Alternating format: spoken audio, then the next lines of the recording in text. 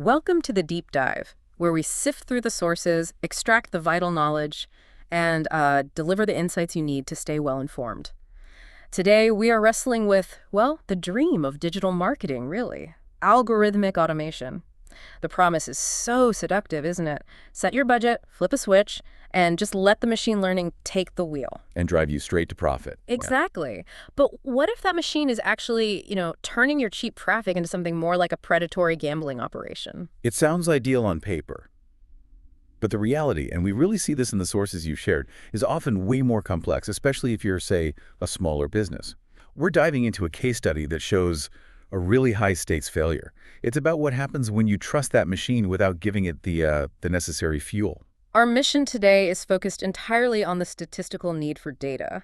We are unpacking Google's big push for smart bidding and how it led one low-volume B2B company to suffer a nearly 2,000% cost spike. And why understanding this data threshold gap is probably the single most critical piece of financial knowledge you need if you use these platforms. Yeah, we're moving beyond just good versus bad campaigns and into the actual math of machine learning. Right, to show why this sophisticated automation can become, well, financially reckless if those foundational statistical needs just aren't met.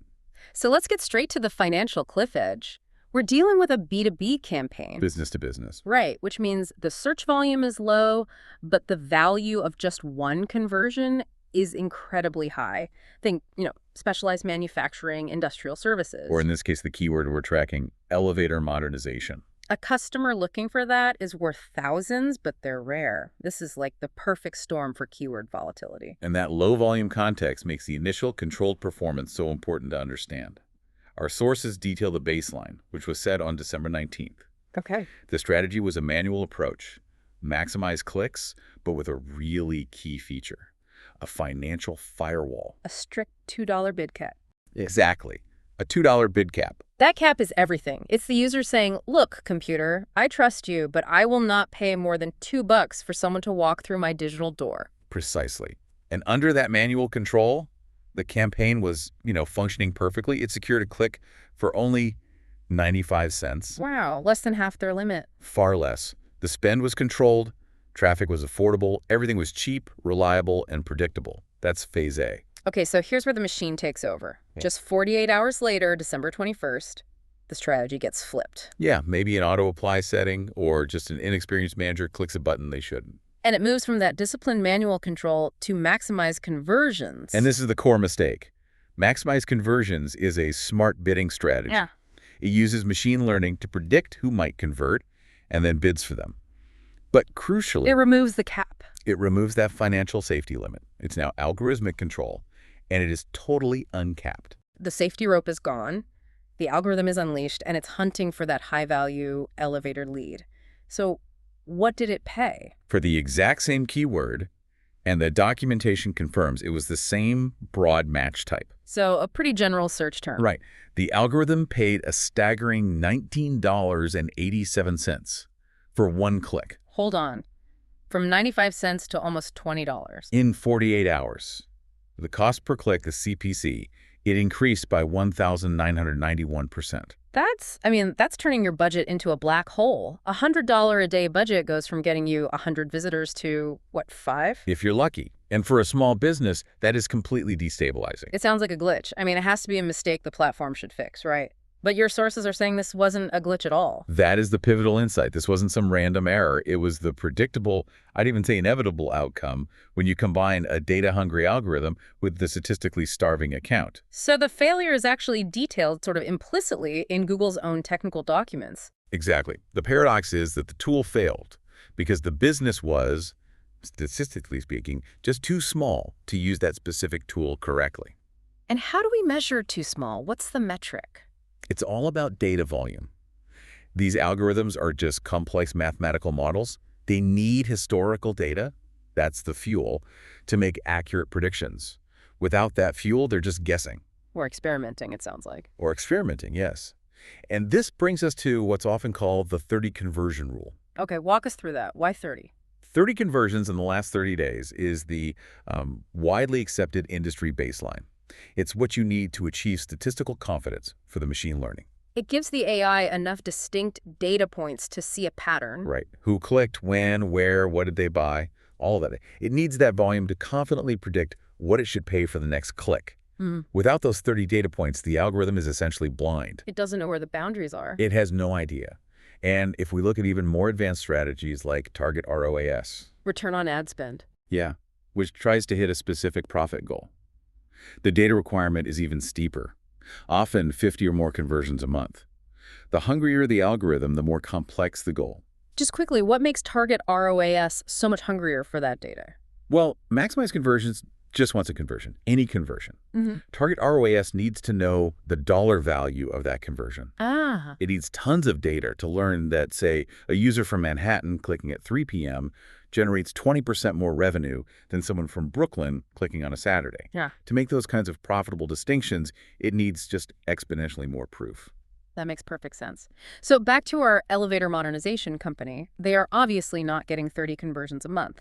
What does Google's own documentation say about accounts like that, below the threshold? It warns that results will be slower or less consistent. And that phrase, less consistent, is key. Because in this case, less consistent didn't mean a slight wobble. No. It manifested as an explosive, almost 2,000% spike in price volatility. The AI didn't have the 30 conversions telling it, hey, we usually get a conversion for less than $4. Till it panicked. It panicked. It saw a high-intent user signal and basically decided to bid whatever it took to get that user because its primary directive is maximize conversions. So it's saying, this person looks good, I don't have enough data to know what's too expensive, so I'll just pay whatever the market will bear. And the market, in that moment, bore $19.87. Which leads us right into the physics of how this thing operates, the learning phase trap. Right. The minute that switch happened, that manual $2 safety limit was just gone. The AI wasn't just optimized, it was unleashed. Think of it like a rookie driver learning stick shift. The bid cap is the clutch. If you take away the clutch and throw them onto a busy highway, the ad auction, they're just going to redline the engine until they figure things out. That's a perfect analogy. The AI's intent, when you first turn on maximize conversions, is to enter this learning phase. It isn't trying to be wise with money yet. Not at all. It is intentionally testing the statistical boundaries. It wants to find the absolute upper limits of the auction to figure out where conversions happen. And this is where the law of small numbers just becomes brutal. It really does. I mean, think about a high-volume e-commerce store selling sneakers. Their AI is making hundreds of tiny micro-bets every hour. Right. If it overbids on one sneaker click, it's a tiny error. It gets immediate feedback, self-corrects in minutes, and maybe spends an extra 5 cents. Their account has a statistical cushion. But the B2B elevator company's account is starving. It's starving. It might get one relevant search an hour. So when that one search comes along, the algorithm sees the high intent, it lacks historical cost data, and the strategy tells it to be aggressive. So it bids without any constraint. So I have to ask, did that $19.87 click actually lead to a conversion, or was it all just waste? The sources confirm it was pure experimental waste. It did not convert. The algorithm paid a premium price for a high-intent visitor who just left the site. The experiment failed, but the client paid the tuition. So the core failure point is that the AI optimized perfectly according to its own narrow mathematical rules. Exactly. Its job was to pursue the conversion signal at any cost. Even though that was financially reckless for the actual person paying the bills? It proves that automation without enough data isn't optimization at all. It's just pure, expensive experimentation on your budget. The algorithm treated their $20 as just another variable in its lab. It's startling, and it makes you wonder what this means for you, the listener, who might be managing a low-volume campaign right now. Well, we have to establish the critical hierarchy here. The ultimate takeaway is that automation is just math, and math relies on a statistical sample size. And if you're not feeding the machine those 30, 50 conversions a month? The algorithm cannot optimize for you. It can only experiment on your wallet. And what makes this so tough is the pressure from the platforms themselves. I mean, the recommendations tab is constantly pushing users to switch to maximize conversions, saying it's for bidding more efficiently. And that framing is where the conflict is. Efficiency is relative, right? For the platform, getting a client onto smart bidding might be efficient for their system, but for the small business owner. Efficiency meant paying a 1,991% premium. Yeah. The business's definition of efficiency, cost control, profitability was completely ignored. It's a classic case of a best practice being disastrously applied to a niche situation. So what's the fix? What's the strategic move here? The solution is to recognize your statistical limits and rely on manual control. It's your safety net. Small businesses cannot try to jump straight to the top of the automation ladder. So for low-volume accounts that don't hit that 30 conversion threshold? The winning strategy is still manual CPC or maximize clicks with a bid cap.